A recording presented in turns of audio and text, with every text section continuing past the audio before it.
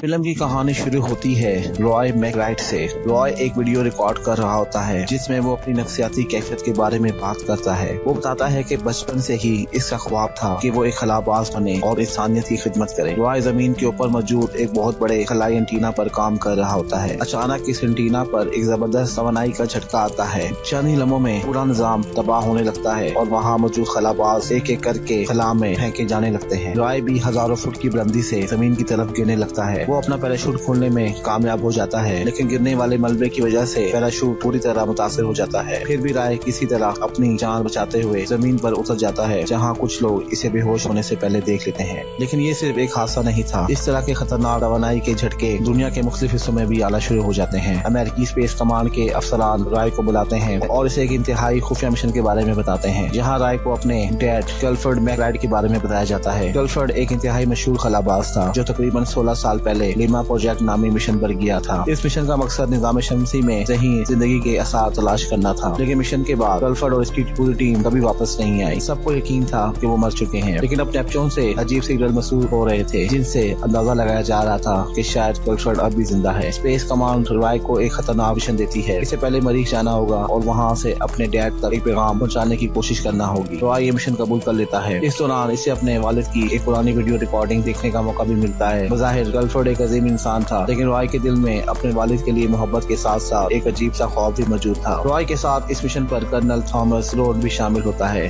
जो गलफर्ड का पुराना दोस्त और साथी था। दोनों पहले चांद की तरफ रवाना होते हैं, जहाँ से इन्हें मरीज जाने वाले खलाई जहाज पर सवार होना होता है। मरीज जाने से पहले रॉय अपनी बीवी एयर के लिए एक वीडियो पैगाम रिकॉर्ड करता है। इन दोनों के दरमियान काफी अरसे से दूरी पैदा हो चुकी थी, लेकिन चांद पर पहुँचते ही हालात अचानक खतरनाक हो जाते हैं। इनके काफिले पर खलाई डाकू हमला कर देते हैं, गोलियां चलती हैं, गाड़ियां तबाह होती हैं और कई लोग मारे जाते हैं। कर्नल पिरोड भी शदीद जख्मी हो जाता है। रॉय अपनी जान बचाने के साथ साथ हमलावरों का मुकाबला करता है और किसी तरह वहाँ से निकलने में कामयाब हो जाता है। पिरोड को हॉस्पिटल ले जाया जाता है, लेकिन वो रॉय को मिशन के मुकम्मल करने का मशवरा देता है। अब रॉय कैपियस नामी खलाई जहाज के हमले में शामिल हो जाता है, जो मरीज जाने वाला होता है। इसके साथ कैप्टन टेनर, डोनाल्ड, स्टीवर, फ्रैंकलिन और लोरीन शामिल होती हैं। सफर के दौरान रॉय को मालूम होता है कि इसके डैड ने लीमा प्रोजेक्ट के दौरान मवासलाती निजाम बंद कर दिया था। इसका मतलब था कि गलफर्ड से लापता नहीं हुआ था, बल्कि इसने जानबूझकर जमीन से राब्ता खत्म किया था। इसी दौरान जहाज को एक खतरनाक सिग्नल मसूल होता है। ये सिग्नल एक नॉर्वेजियन बायोमेडिकल रिसर्च स्टेशन से आ रहा होता है। रॉय और कैप्टन टेनर इस स्टेशन का जायजा लेने जाते हैं। वहाँ इन्हें कोई इंसान नहीं मिलता, सिर्फ एक जानवर मौजूद होता है। एक अचानक वो बंदर टेनर पर हमला कर देता है और इसे बुरी तरह जख्मी कर देता है। रॉय इसे गोली मारकर खत्म कर देता है, लेकिन इसी दौरान एक और बंदर हमला कर देता है। रॉय जख्मी टेनर को वहाँ से निकालने की कोशिश करता है और बिलाखिर दोनों को बाहर ले आता है, लेकिन सूरत हाल मज़ीद खराब हो जाती है। रॉय स्टेशन के एक हिस्से को भी प्रेशराइज कर देता है, जिसके नतीजे में दूसरा बंदर खला में हट जाता है। रॉय टेनर के हेलमेट को टेप से बंद करने की कोशिश करता है और सेपियस पे ले जाता है और उसे वापस, लेकिन तब तक बहुत देर हो चुकी होती है। ट्रेनर मर चुका होता है। अमला अपने साथी की मौत पर अफसोस करता है और एक मुख्तसर तकरीब के बाद इसकी लाश को खला में छोड़ देता है। ये वाकया रॉय को अंदर से हिला देता है। वो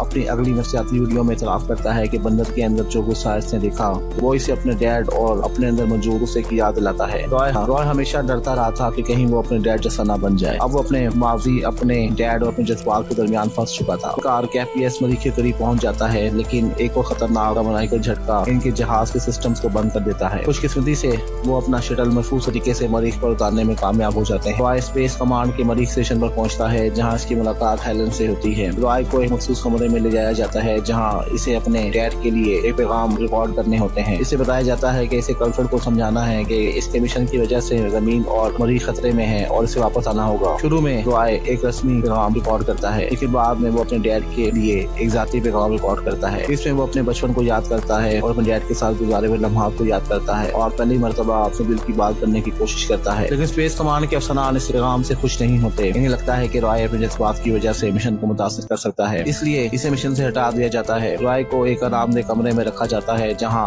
हेलन इससे मिलने आती है। वो रॉय को बताती है कि वो खुद मरीज पैदा हुई थी। इसके पेरेंट्स भी लेमा प्रोजेक्ट के हिस्सा थे, लेकिन वो इस मिशन में मारे गए थे। हेलन रॉय से एक अहम सवाल पूछती है, अगर खतरनाक तवानाई के झटके जारी रहे तो क्या मरीज और जमीन में मौजूद जिंदगी भी खत्म हो सकती है? रॉय के पास इसका कोई जवाब नहीं होता। फिर हेलन से एक इंतहाई खुफिया रिकॉर्डिंग दिखाती है और यहाँ पूरी कहानी एक नया रुख प्यार कर लेती है। रिकॉर्डिंग से मालूम होता है कि लेमा प्रोजेक्ट के अमले ने गलफर्ड के खिलाफ बगावत कर दी थी और वो जमीन पर वापस आना चाहते थे, लेकिन गलफर्ड इन्हें वापस जाने नहीं दिया, बल्कि इसने अपने ही साथियों को कत्ल कर दिया। वक्त गुजरने के साथ गलफर्ड जहनी तौर पर भी टूट गया। अब रॉय को समझ आ जाता جاتا ہے کہ اس کے ڈیڈ وہ عظیم انسان نہیں تھا جس کا تصور اس نے بچپن میں کیا تھا۔ دوسری طرف کیپیس کا عملہ فیصلہ کر چکا ہوتا ہے کہ لیما بیس کو ایٹمی ہتھیار سے تباہ کر دیا جائے گا، لیکن رائے کا ماننا تھا اپنے ڈیڈ سے براہ راست ملنا چاہیے۔ ہیلن اس کا فیصلہ اس کی مدد کرنے کا فیصلہ کرتی ہے۔ وہ رائے کو اس خلائی جہاز تک پہنچاتی ہے جو نیپچون کی طرف جانے والا ہوتا ہے۔ رائے خفیہ طور پر جہاز میں سوار ہو جاتا ہے، لیکن عملے کو جلد ہی اس کی موجودگی کا پتہ چل جاتا ہے۔ وہ اسے روکنے کی کوشش کرتے ہیں۔ رائے بار بار کہتا ہے کہ وہ کسی کے لیے خطرہ نہیں، لیکن حالات قابو سے باہر ہو جاتے ہیں۔ شٹل کے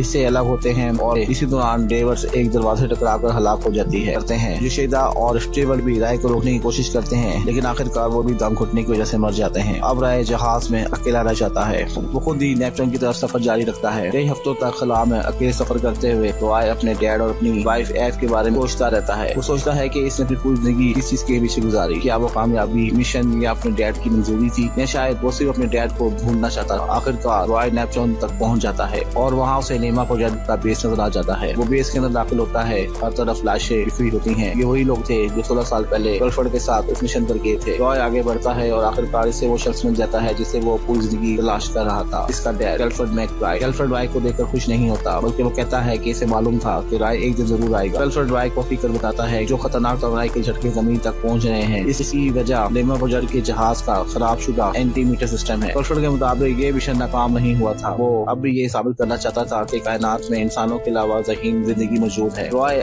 وہ اسے اپنے ساتھ زمین پر واپس چلنے کے لیے کہتا ہے، لیکن گرلفرینڈ اب بھی اپنے مشن کو چھوڑنے کے لیے تیار نہیں ہوتا۔ وہ رائے کو اپنے ساتھ رہنے اور باقی کام مکمل کرنے کے لیے بھی کہتا ہے، لیکن رائے اس بار اپنے ڈیڈ کی طرح بننے کے بجائے اپنی زندگی کا فیصلہ خود کرتا ہے۔ وہ کہتا ہے کہ اسے گھر واپس جانا ہے۔ دونوں لیما بیس سے باہر نکلتے ہیں۔ رائے ایٹمی ہتھیار نصب کرنے کی تیاری کرتا ہے، لیکن اچانک گرلفرینڈ اپنے تھرسٹر چلا دیتا ہے اور دونوں خلا میں دور جانے لگتے ہیں۔ وہ پوری طاقت سے اسے واپس کھینچنا چاہتا ہے، لیکن گرلفرینڈ چاہتا ہے کہ واپس نہیں جائے گا۔ وہ خود کو خلا کے اندھیرے میں جانے دیتا ہے۔ رائے اپنے والد کو اپنی آنکھوں کے سامنے ہمیشہ کے لیے کھو دیتا ہے۔ وہ کچھ دیر کے لیے بالکل ٹوٹ جاتا ہے، لیکن پھر اسے احساس ہوتا ہے کہ اسے اپنا مشن مکمل کرنا ہے۔ رائے واپس لیما بیس پہنچتا ہے اور وہاں ایٹمی ہتھیار نصب کر دیتا ہے۔ اس کے بعد وہ بیس کے ایک حصے سے دھاتی ٹکڑا الگ کرتا ہے تاکہ خلا میں اڑتے ہوئے خطروں سے خود کو بچا سکے۔ وہ اسی ٹکڑے کو ڈھال کے طور پر استعمال کرتے ہوئے اپنے خلائی جہاز تک پہنچنے کی کوشش کرتا ہے۔ بالآخر وہ جہاز تک پہنچ جاتا ہے اور اس میں سوار ہو جاتا ہے۔ چند ہی لمحوں بعد لیما بیس زوردار دھماکے سے تباہ ہو جاتی ہے۔ رائے اس دھماکے کی طاقت کو استعمال کرتے ہوئے اپنے جہاز کو زمین کی سمت واپس بھیج دیتا ہے۔ طویل سفر کے بعد آخرکار اس کا شٹل زمین پر ایک فوجی اڈے میں اترتا ہے۔ فوجی رائے کو جہاز سے باہر نکالتے ہیں اور وہ زندہ واپس آ چکا ہوتا ہے، لیکن اس سفر کے بعد رائے وہ شخص نہیں رہا تھا جو زمین سے روانہ ہوا تھا۔ اپنے آخری ویڈیو پیغام میں رائے اس پورے مشن کے بارے میں سوچتا ہے۔ اسے احساس ہوتا ہے کہ شاید اس پوری وسیع کائنات میں ابھی تک انسان ہی وہ واحد معلوم ذہین زندگی ہے، لیکن اس سفر نے اسے ایک اور اہم چیز سکھا دی۔ انسان کو دور کی دنیا میں جواب تلاش کرنے سے پہلے اپنے قریب موجود لوگوں کو اہمیت دینی چاہیے۔